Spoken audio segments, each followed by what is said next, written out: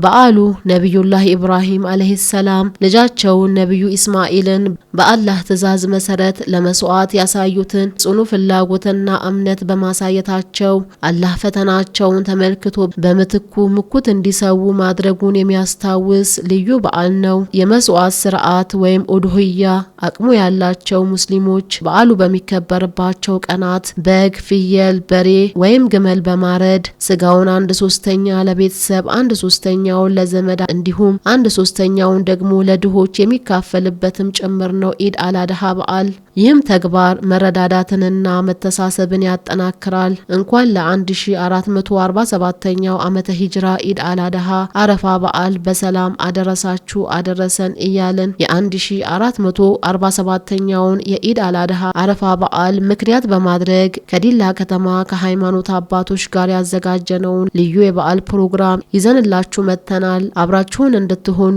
የአክብሮት ግብዣችን ነው።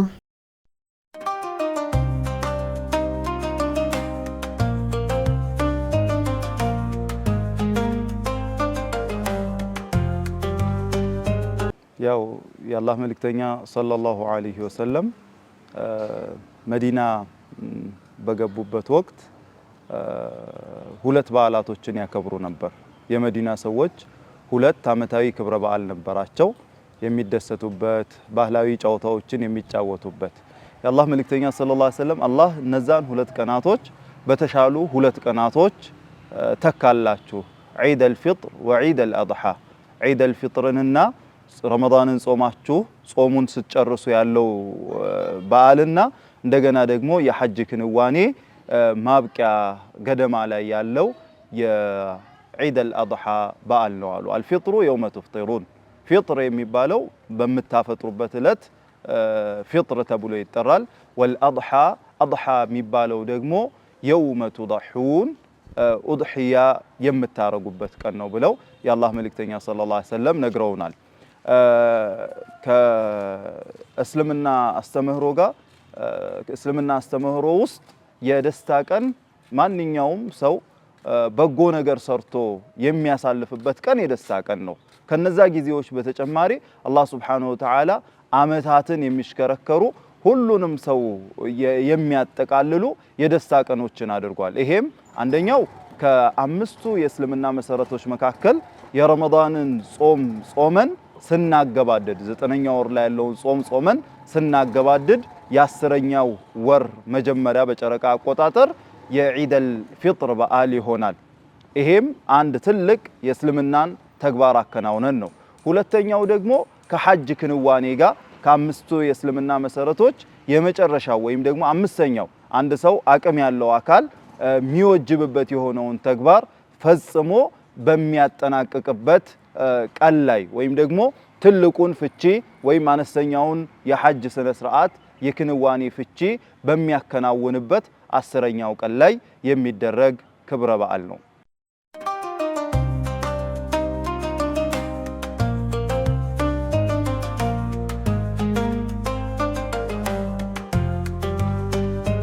ከአረፋ በዓል ጋር ተያይዘው የሚነሱ ነገሮች የአረፋ ዒዱ አለ፣ ዒደል አድሃ ይባላል። ያው ከዒደል ፊጥር የሚለየው የእርድ ቀን ነው። ሌላው ሐጅ የሚካሄድበትም ቀን ነው። ከአምስቱ የእስልምና ማዕዘናት አምስተኛው የሚካሄደው በዚህ ወር ነው፣ አሁን ባለንበት ነው። ሐጅ የሚሄዱ ሰዎች የሚሄዱበት ወሩ ነው ይሄ። ሌላው ሐጅ ላይ ሌላው ይህ የአረፋ በዓል ከሌላው በዓል የሚለየው እርድ አለ። እርድ የሚካሄድበት ቀን ነው። ይህ እርድ የዒዱ ቀን የሚካሄድ ነው። አቅም ያለው ሰው ሁሉ ማረድ አለበት። አርዶም እንዳለ ሁሉንም ነገር ለራሱ መጠቀም ብቻ ሳይሆን ለሌሎች ለምስኪኖች የሚያካፍልበት ነው። እንደውም የበለጠ የሚሆነው 3 ቦታ አድርጎት አንዱን ክፍል ለምስኪን የሚሰጥበት፣ አንደኛውን ክፍል ደግሞ የዛኑ ቀን ከጓደኞቹ ጋር አብረው ይጠቃቀሙት ሲሆን አንዱን ክፍል ደግሞ ለቤተሰቦቹ እንዲሆን የሚያስገባበት ነው። ይሄ እንደዚህ ቢያደርግ የተመረጠ ነው። የቻለውን ያህል መስጠት ይችላል። ይህ የሚሆነው የዛን ቀን ችግርተኛ ሰዎች፣ አቅም የሌላቸው የቲሞች፣ ምስኪኖች የሰው እጅ እንዳያዩና ልመና እንዳይወጡ ለማብቃቃት አላህ Subhanahu Wa Ta'ala የደነገገው ነው። የዛን ቀን በደስታ በፌሽታ ሁሉም ሕፃኑ ሁሉም የምስኪኑም የሀብታሙም ልጅ በደስታ እንዲያሳልፍበት የሚደረግበት ነው። ይህ ኢድ አልአድሃ እርዱ ራሱ እንደ አንድ ግብአት ነው፣ ትልቅ ዒባዳ ነው። እርዱን ማድረጉ መፈጸሙ ልክ እንደ ሰላት እንደ ተለያዩ ኢባዳዎች እንደ ሀጅ ራሱን የቻለ ኢባዳ ነው። ይሄ እርዱ ራሱ ትልቅ ምንዳ ያለው ነው፣ ክፍያ ያለው ከአላህ Subhanahu Wa Ta'ala ዘንድ። በዚህ መልኩ ያው ሁላችንም እየተሳሰብን የምናሳልፍበት ኢድ ነው።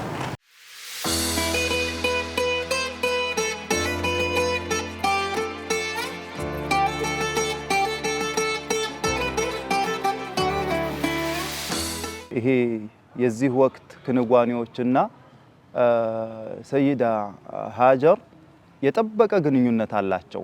ያም ምንድነው? ነብዩላህ ኢብራሂም አለይሂ ሰላም የተውሂድን አስተምህሮ ይዘው ሲመጡ የነበሩበት የባቢል ወይም ደግሞ የኢራቃውያን ማህበረሰብ ጣዖት አምላኪ ማህበረሰብ ነበር። በዛ ማህበረሰብ ውስጥ እሳቸው ደግሞ ጣዖት ቀራጭ የነበረው አዘር የተባለው ሰው ልጅ ናቸው። ከልጅነታቸው ጀምሮ ጣዖታትን እየተጠየፉ ነው ግን ያደጉት። አባታቸው ይሄን ስራ ይረከባሉ ብሎም ያስባቸው ሰው ነበሩ። እኚህ ገና ከልጅነታቸው ጀምሮ ጣዖት አምልኮትን ተጸይፈው ከዋክብት፣ ጨረቃ፣ ፀሐይ መሰል አምልኮዎችን እጅግ በጣም ተጠይፈው አላህን በብቸኝነት እንዲመለክ ጥሪ ያደረጉት የሙወሂዲኖች አላህን በብቸኝነት የሚያመልኩ አካላቶች ሁሉ መሪ የሚባሉት ኢብራሂም አለይሂ ሰላም እድሜያቸው ከገፋ በኋላ ከሳራ ልጅ ማግኘት ሳይችሉ ሲቀር ሃጀር ወይም ደግሞ አጋር የተባለችው ሴት ለባለቤታቸው በስጦታነት ከግብጽ ንጉስ ተሰጣ። በዚህ አማካኝነት ሃጀር ኢብራሂም አለይሂ ሰላም ዘንድ ገባች። ሳራ አገልጋዩን አንስታ ለኢብራሂም ሰጠች። እኔ ልጅ መውለድ ስለማልችል ከማን ከዚህች ከአገልጋዬ ልጅ ወልደህ እንተካ ይሆናል ብላ አለቻቸው። ነብዩላህ ኢብራሂም አለይሂ ሰላም ከሷ ልጅ ሲያገኙ አላህ Subhanahu Wa Ta'ala አንድ ትእዛዝ ሰጣቸው። ሳራም እንዳታዝን ይሄንን የተወለደው ልጅና ሃጀርን ምንም አዝርዕት በሌለበት ሰዎች በሌሉበት ስፍራ ላይ ሄደው እንዲያስቀምጧቸውና እንዲመለሱ ትእዛዝ ተሰጣቸው። ሐራን ምድር ላይ የመካ ምድር ላይ የፋራን ምድር ላይ በካ ላይ ረሱል ነብዩላህ እስማኤል ገና ህፃን ሳሉ እናታቸውን ሃጀር ኢብራሂም አስቀምጠዋቸው ተመለሱ። አስቀምጠዋቸው ሲወጡ ስንቅ የለም፣ አካባቢው ላይ ቤት የለም፣ የሰፈረ ማህበረሰብ የለም፣ ምድሩ በረሃ ነው።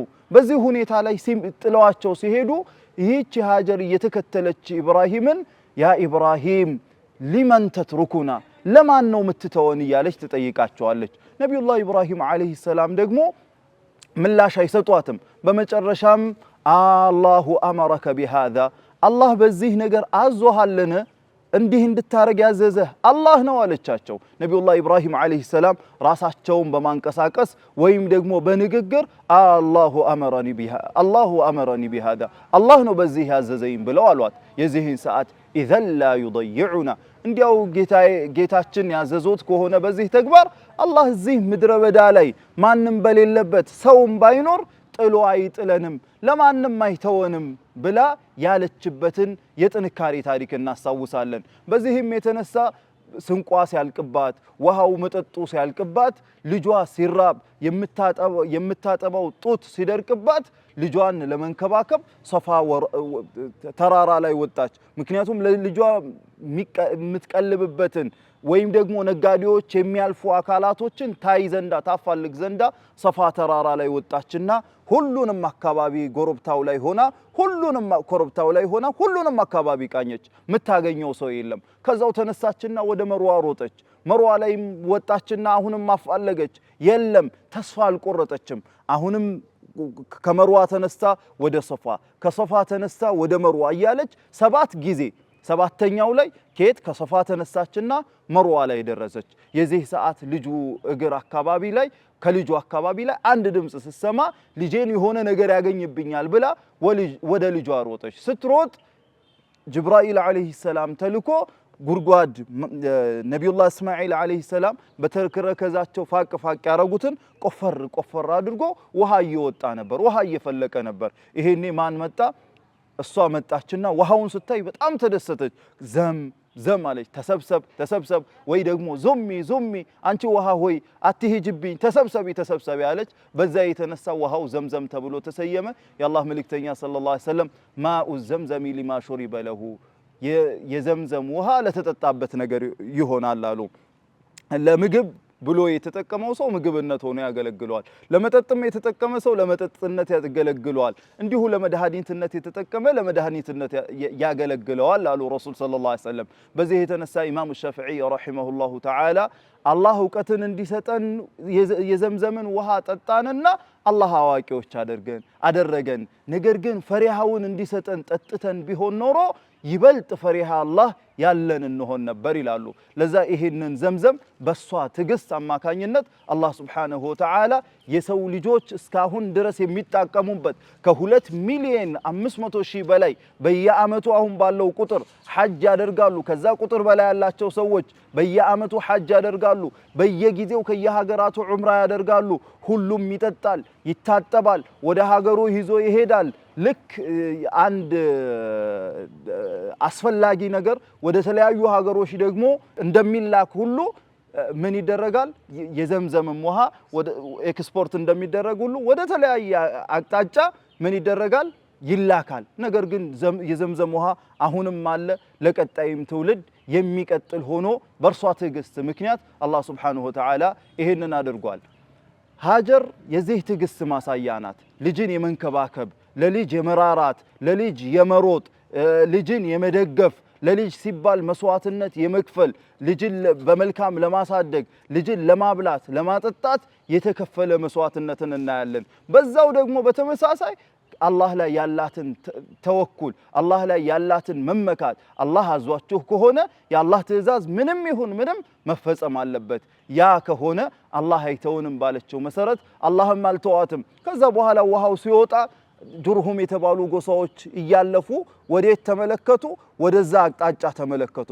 አዋፋቶችን አዩና እዛ አካባቢ ላይማ የሆነ ውሃ ባይኖር አዋፋቶቹ ከላይ አያንዣብቡም፣ ሂዱና አጣሩ ብለው 2 ሰው ሲልኩ እሷ ልጇን ይዛ ተቀምጣለች። ውሃ አግኝተናል፣ ነገር ግን አንዲት ሴት ልጇን ይዛ አብራለች። ሄዱና ጠየቋት፣ ፍቃድ ጠየቋት። ፍቃድ ሲጠይቋት አላህ ሞገስን ሰጣትና እኔ ጋር መስፈር ትችላላችሁ፣ ውሃው ላይ ግን ኃላፊነት የላችሁም፣ ውሃው የኔ ነው አለች። በዛ መሰረት አብረዋት ሰፈሩ።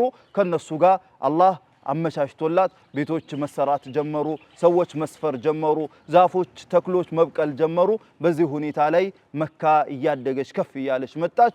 ኢስማኤል አለይሂ ሰላም 13 ዓመታቸው ላይ ሳሉ ይሄ ከእርድ ጋር ያለው ክስተት ተከሰተ።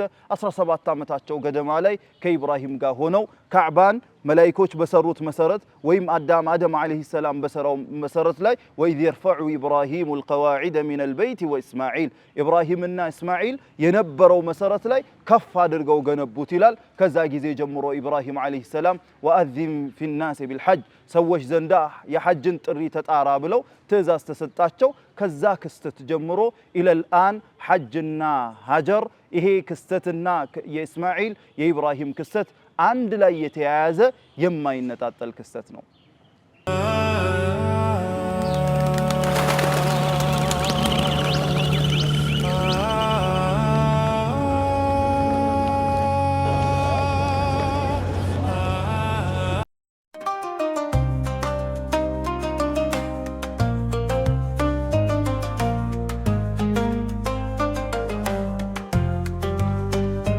አላህ ሱብሓነሁ ወተዓላ በሱረቱ ሶፍ ላይ ይላል ባድ አዑዙ ቢላሂ ሚነ ሸይጣኒ ረጂም ወበሸርናሁ ቢጉላሚን ሐሊም በትዕግስተኛ ልጅ አበሰር ነው ይላል ነቢዩላህ ኢብራሂምን በኢስማዒል ማለት ነው። ፈለማ በለገ መዐሁ ሰዕየ ቃለ ያ ቡነየ ኢኒ አራ ፊል መናሚ አኒ አዝበሑከ ፈንዙር ማዛ ተራ ቃለ ያ አበቲ ፍዐል ማ ቱእመር ሰተጅዱኒ ኢንሻአላሁ ሚነ ሳቢሪን።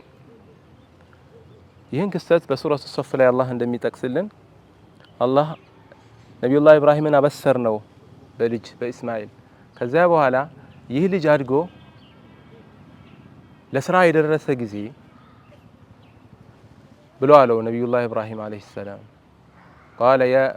ፈለማ በለገ መዐሁ ቃለ ያ ቡነየ ኢኒ አራ ፊል መናም እኔ በህልሜ አይቻለሁ አንተን ሳርድህ አይቻለውና ምን ትላለህ ብለው አባት ለልጅ አማከራቸው። ልጅም የአላህን ትእዛዝ ከሆነ ቃለ ያ አበቲ ፍዓል ማ ትእመር የታዘዝከውን ፈጽም አባቴ ሆይ የታዘዝከውን ፈጽም ብለው ልጅም ታዛዥ ሆኖ ይቀጥልና አንቀጹ ፈለማ አስለማ ወተለሁ ሊልጀቢን አባት ለማረድ ዝግጁ በሆነ ጊዜ ልጅም ለመታረድ ራሱን መስዋዕት ባደረገ ጊዜ በጀርባው አጋደሙትና ለማረድ ሞከሩ ማለት ነው። ሊያርዷቸው አጋድመው ቢላዋን ስለውታል። ቢሞክሩ የሚታረድ ነገር የለም። ይህንን ክስተት አላህ ሱብሓነሁ ወተዓላ ምን ይላል? ኢነ ሃዛ ለሁወል በላኡል ሙቢን ይህ ክስተት በጣም ትልቅ ፈተና ነው ይላል አላህ ሱብሓነሁ ወተዓላ። ቀላል ነገር አይደለም። አባት ልጁን ማረድ፣ ልጅ ደግሞ ለመታረድ ራስን መስዋዕት ማድረግ፣ ይህንን መስዋዕት መክፈል ከባድ ፈተና ነው ይላል አላህ ሱብሓነሁ ወተዓላ። ከዛ በኋላ ይቀጥልና ይህን ሁሉ ነገር ራሳቸውን መስዋዕት ካደረጉ በኋላ ወፈደይናሁ ቢذብሒን ዐዚም ይላል አላህ ሱብሓነሁ ወተዓላ። ወፈደይናሁ ቢذብሒን ዐዚም ወፍራም በሆነ ሙክት ለሱ ቤዛ ይሆን ዘንድ ቤዛ አደረግን ይላል አላህ ሱብሓነሁ ወተዓላ። በነቢዩላህ እስማኤል ሊታረዱ በነበረበት ምትክ አላህ ከጀነት በግ ላከላቸው ማለት ነው። ከዛ ይህ በግ በነቢዩላህ እስማኤል ቦታ ፊዳ ሆኖ እንዲታረድ ተደረገ ማለት ነው። እኛም ሁሌ በየአመቱ ይህን ክስተት አላህ ሱብሓነሁ ወተዓላ እንድናስታውስና እንድንዘክረው ይህንን እንድንፈጽም ኢደል አድሓ ላይ ይህንን ተግባር እንፈጽማለን። ነቢዩላህ እስማኤል ሊታረዱበት የነበረና በሳቸው ምትክ የተተካውን በግ እኛም በየአመቱ እናርዳለን ማለት ነው።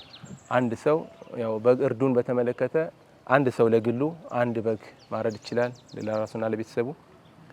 ፍየልም ማረድ ይችላል። ወይም ደግሞ ለሰባት ሆነው የሰባት በግን የሚተካ አንድ ግመል ማረድ ይችላሉ። ወይም ለሰባት በሬ ማረድ ይችላሉ ማለት ነው።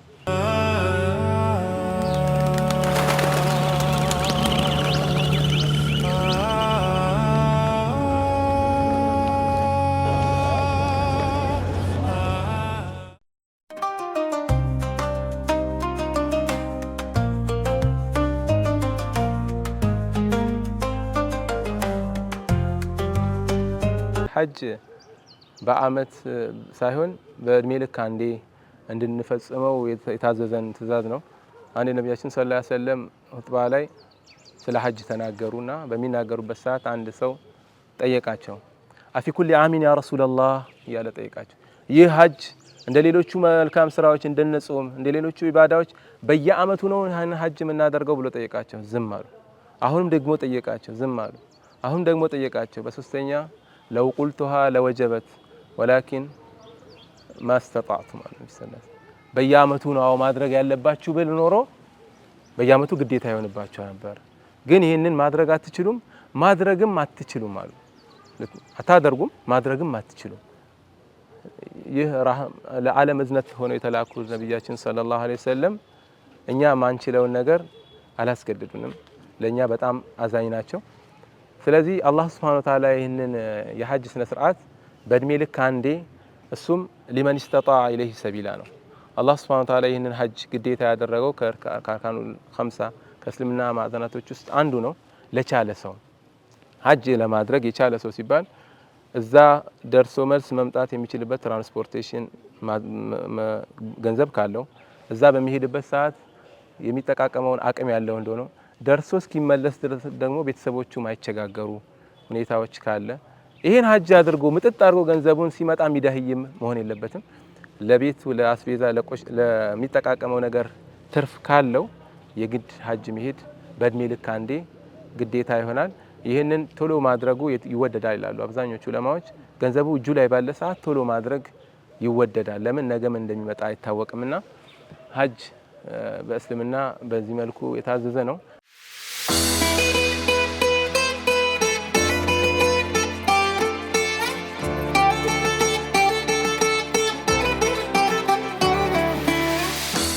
ኡድሒያ የአላህ መልእክተኛን ሰለላሁ ዐለይሂ ወሰለም ሰሐቦች ማ ሃዚሂል አዳሒ እነዚህ ኡድሂያ ምናርዳቸው ነገሮች ምንድናቸው ብለው ሱሐቦችም ረሱልን ሰለላሁ ዐለይሂ ወሰለም ጠይቀዋል።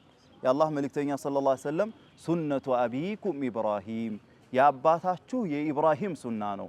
ነቢዩላህ ኢብራሂም ዐለይሂ ሰላም እስማኤልን ሊያርዱት ሲል አላህ ከሰማይ ነጭ የሆነች ቀንዳማ የገዘፈች ሰውነቷ የሞላ በግን አውርዶላቸው በእስማኤል ቦታ ቤዛ አድርጎላቸዋል።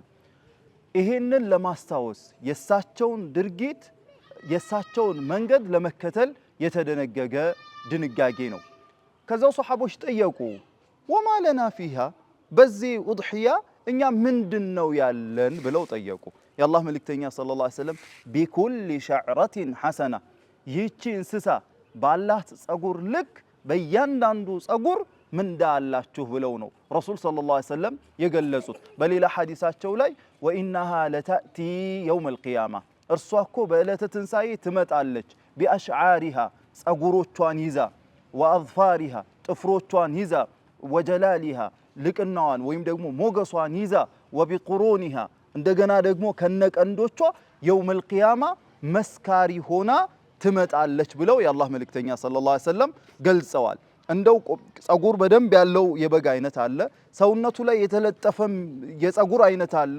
የሱም ቢሆን ሰውነቱ ላይ የተለጠፈ የበግ ቆዳ ላይ ያለው ጸጉር ቢሆን እያንዳንዱ ጸጉር ሐሰና አለበት ምንዳ አለበት ብለው ረሱል ሰለላሁ ዐለይሂ ወሰለም ተናግረዋል።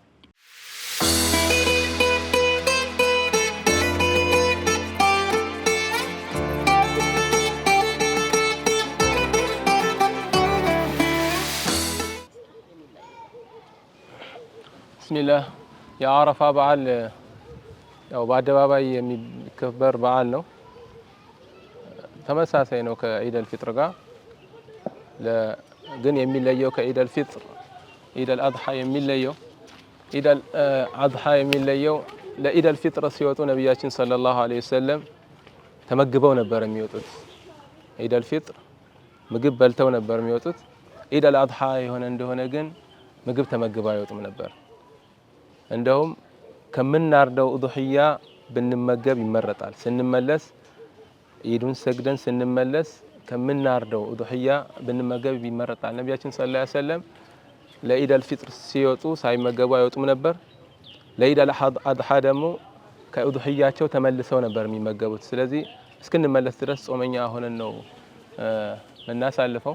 ሌላ ኡድሂያን በተመለከተ ኡድሂያው ራሱ የምናርደው እርድ ወቅት አለው፣ ጊዜ አለው። ኢድ ሰላት ከተሰገደ በኋላ ነው የሚታረደው። የኢደል አድሃ ኡድሂያ የምናርደው ኢዱ ሰላት ከተሰገደ አንስቶ አያም ተሽሪቅ ሶስቱ ቀኖች ከኢድ በኋላ ያሉት 11ኛው 12ኛና 13ኛው ቀን ፀሐይ ስትጠልቅ ድረስ እርዱን መፈጸም ይቻላል። በዚህ ይለያል ኢደል አድሃ በኡድሂያ።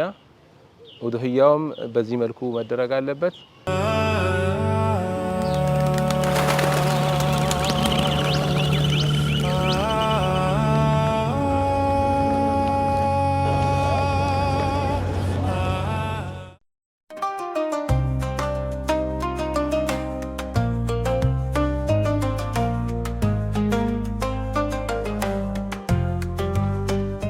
አጠቃላይ ሐጅ በርካታ ስራዎች አሉት፣ በርካታ ግዴታዎች ሩክኖች አሉት።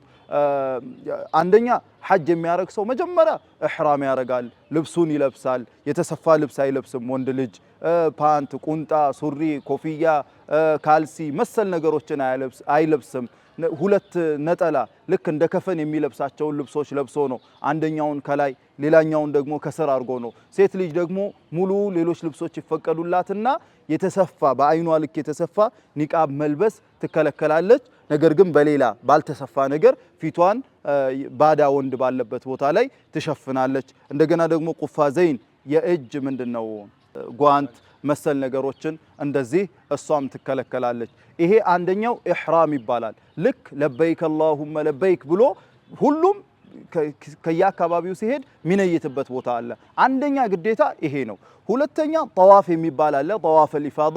ይሄኛውም ግዴታ ጠዋፍ ነው። ሶስተኛ አረፋ ላይ መቆም አለ፣ ይሄም ግዴታ ነው። አራተኛ በይነ ሰፋ ወልመርዋ ሀጀር የተሽከረከረችበት የሮጠችበት ስፍራ ላይ 7 ጊዜ መሮጡ ይሄም ግዴታ ነው። እነዚህ 4 ክንዋኔዎች አንዳቸው ከወደቁ የሐጅ ስራው ሙሉ በሙሉ ወድቋል ይባላል። ከዛ ውጪ ደግሞ ግዴታ የሆኑ ተግባራቶች አሉ፣ እንደገና ሱና የሆኑ ተግባራቶች አሉ። እነዚህን ክንዋኔዎች ይከውናሉ። ባዶ ምድረ በዳ ላይ ሄደው ሚና ላይ ያድራሉ፣ ሙዝደሊፋ ላይ ያድራሉ። መሪ የለም፣ ተመሪ የለም፣ የሀገር ፕሬዝዳንት የለም፣ የጦር ሚኒስተር የለም።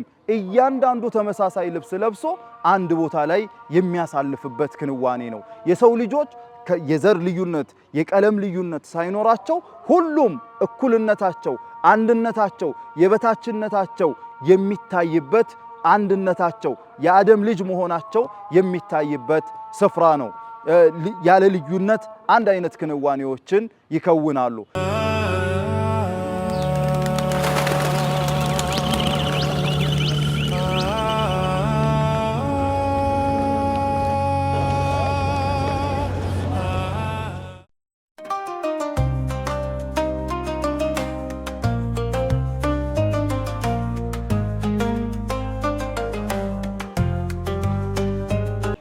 ኢስላም ራሱን የቻለ አስተምህሮ አለው። ሁልጊዜም ጎረቤቱ ተርቦ ሳለ እርሱ ጠግቦ የሚተኛ ከኛ አይደለም የሚል አስተምህሮ የያዘ እምነት ነው። የአላህ መልእክተኛ ሰለላሁ ዐለይሂ ወሰለም አፍሹ ሰላም፣ ሰላምታን አሰራጩ፣ ወአጥዒሙ ጣዓም፣ ምግብን መግቡ፣ ወሲሉል አርሃም፣ ዝምድናችሁን ቀጥሉ፣ ወሰሉ ቢለይሊ ወናሱ ኒያም፣ ሰዎች ተኝተው ሳለ ሌሊት ተነስታችሁ ስገዱ፣ ተድኹሉ ጀነተ ረቢኩም ቢሰላም፣ የጌታችሁን ጀነት በሰላም ትገባላችሁ የሚል። ሌላው አልየዱል ዑልያ ኸይሩን ሚን አልየዲ ሱፍላ፣ የሰጪ እጅ ወይም የላይኛው እጅ ከተቀባይ ይሻላል፣ መስጠት ከመቀበል ይሻላል የሚል አስተምህሮ ያለው እምነት ነው። በዚህም የተነሳ በርካታ የቁርአን አናቅጾች ስለ ሰደቃ በአላህ መንገድ ላይ ምጽዋት ስለመስጠት ድሆችን ስለማብላት ይገልጻል። ወዩጥዒሙነ ጣዓም፣ ምግብን ይለግሳሉ አለ። የተራረፈውን ወይም ደግሞ እነሱ ያልፈለጉትንም አይደለም የሚለው አላ ሑቢሂ፣ ያንን ምግብ ከመውደድ ጋር ወይም ደግሞ መስጠታቸውን ከመውደድ ጋር ምግብን ይለግሳሉ። ማንን? ምስኪንን ያበላሉ፣ ደሃን ያበላሉ። ወየቲመን፣ ወላጅ አጥ የሆነን አካል ያበላሉ። ወአሲረን፣ እስረኛን ይመግባሉ ብሎ አላህ ሱብሓነሁ ወተዓላ ቁርአን ላይ የገለጸው አስተምህሮ ነው። ከዛ ውጪ አላህ መልእክተኛ ሰለላሁ ዐለይሂ ወሰለም በዚህ የውዱሕያ ወቅት ላይ ከእርድ ላይ የነበራቸው ያሰራር ስርዓት አለ። 1/3ኛውን ለራሳቸው ለቤተሰባቸው ሲያረጉ 1/3ኛውን ደግሞ ለድሆች ይሰጣሉ። 1/3ኛውን ለጎረቤቶቻቸው ሀዲያ ይሰጣሉ። አንደኛው የሰደቃ ስጦታ ነው። አንደኛው ደግሞ ስጦታዊ ማለት ይሄ የምጽዋት ስጦታና የራሱን የቻለ ስጦታ ራሱን የቻለ ልዩነት አለው። አንዱን እንደዛ ያረጋሉ። ወይም ደግሞ ቅድም ኡስታዝ መሐመድ ፋሪስ እንደገለጹት 1/3ኛውን ምን ማድረግ ይችላል? ሰውየው ለደሃ ይሰጣል። 1/3ኛውን ለራሱ ያስቀምጥና 1/3ኛውን ደግሞ ጎረቤቱ ላይ ካሉ ደሃ ጎረቤቶቹ ጋር እንዲበላ እስልምና ያስተምራል። ሌላው አላህ ሱብሓነሁ ወተዓላ ቁርአን ላይ ፈኩሉ ሚንሃ፣ ካረዳችኋት እንስሳ ብሉ፣ ወአጥዒሙል ቃኒዐ ወልሙዕተር፣ ያን ቤቱ የያዘውን የተብቃቃውንና ራሱን ለሰዎች እያጋለጠ ጠያቂ የሆነውንም መግቡ አለ። ስንት አይነት ሰዎች አሉ? 2 አይነት ድሆች አሉ። አንደኛው የድሃ ክፍል ቸግሮትም ርቦትም ተጠምቶም ሰውን ወጥቶ መጠየቅ የሚያፍር ራሱን ያቀበ ድሃ አለ። ይሄኛውንም መግቡ ብሎ አላህ አዟል። ቃኒዕ የተባለ ይሄ ነው።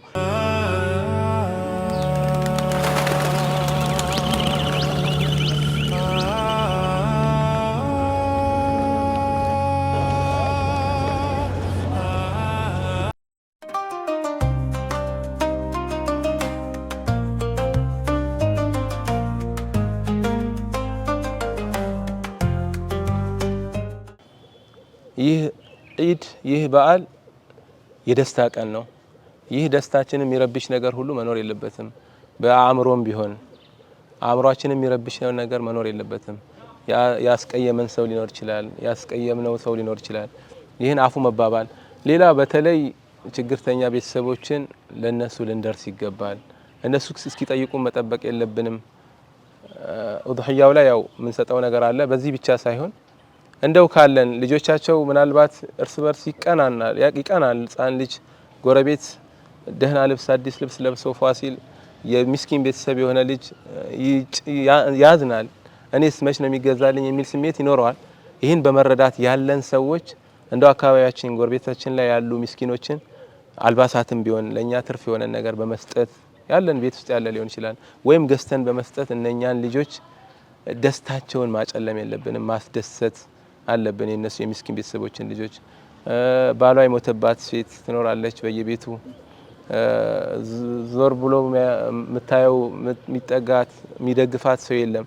ለነኚህ ሰዎች መድረስ በስጋው ብቻ ሳይሆን ሌሎች ነገሮች የሚያስፈልጓት ብዙ ነገሮች ይኖራሉ። እነኚህ ነገሮች ላይ ቀድመን መገኘት በማሰብ ርቀን አስበን ጎረቤታችን አካባቢያችን ላይ ምን ያስፈልጋል፣ ምን አለ፣ ምን ችግር አለ፣ ለዚህ ችግር እኔ ምን ማድረግ አለብኝ የሚለውን ነገር ቀደም ብለን በማሰብ እንደዚህ አራቅ አድርገን ማሰብ አለብን። በዚህ መልኩ የማህበረሰብ ደስታን መፍጠር እኛ ብቻ መደሰት ሳይሆን ደስታው ሙሉ የተሟላ የሚሆነው እኛ ሁላችንም ደስተኞች ስንሆን ነውና ሁሉም ለሁሉም መድረስ ያለው ለሌለው ማካፈል በዚህ መልኩ ማሳለፍ አለብን ብዬ ነው ማስበው።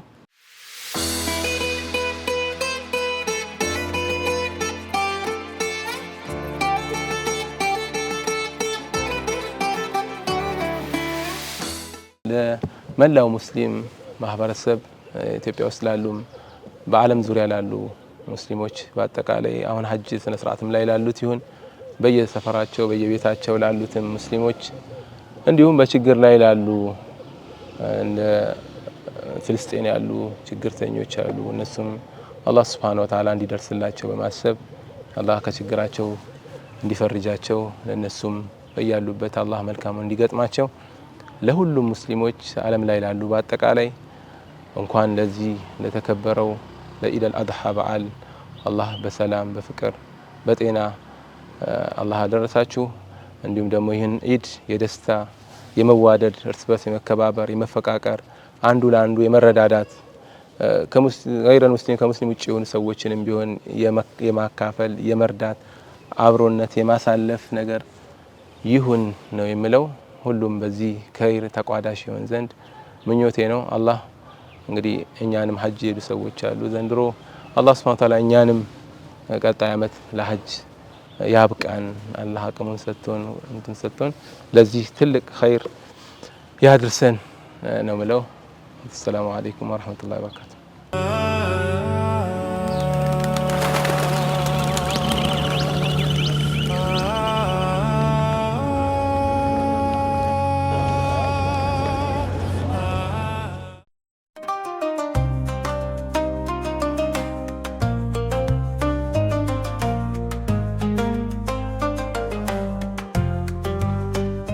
ውድና የተከበራችሁ ተመልካቾች የ1447ኛው ዓመተ ሂጅራ የኢድ አልአድሃ አረፋ በዓል ምክንያት በማድረግ ከዲላ ከተማ ከሃይማኖት አባቶች ጋር የነበረን ቆይታ ይህን ይመስል ነበር። አሁንም በድጋሚ ለመላው የእስልምና እምነት ተከታዮች በሙሉ እንኳን ለ1447ኛው ዓመተ ሂጅራ ኢድ አልአድሃ አረፋ በዓል በሰላም አደረሳችሁ እያልን በዓሉ የሰላም፣ የፍቅር፣ የመተዛዘን፣ የመደጋገፍና አብሮነት እንዲሆን እየተመኘን እኛ ከወዲሁ ተሰናበትን። ከቀሪ ኬዲኦ ማህበረሰብ ቴሌቪዥን ልዩ የበዓል ፕሮግራሞችን እንድትከታተሉ እየጋበዝን እኛ ከወዲሁ ተሰናበትን። ኢድ ሙባረክ።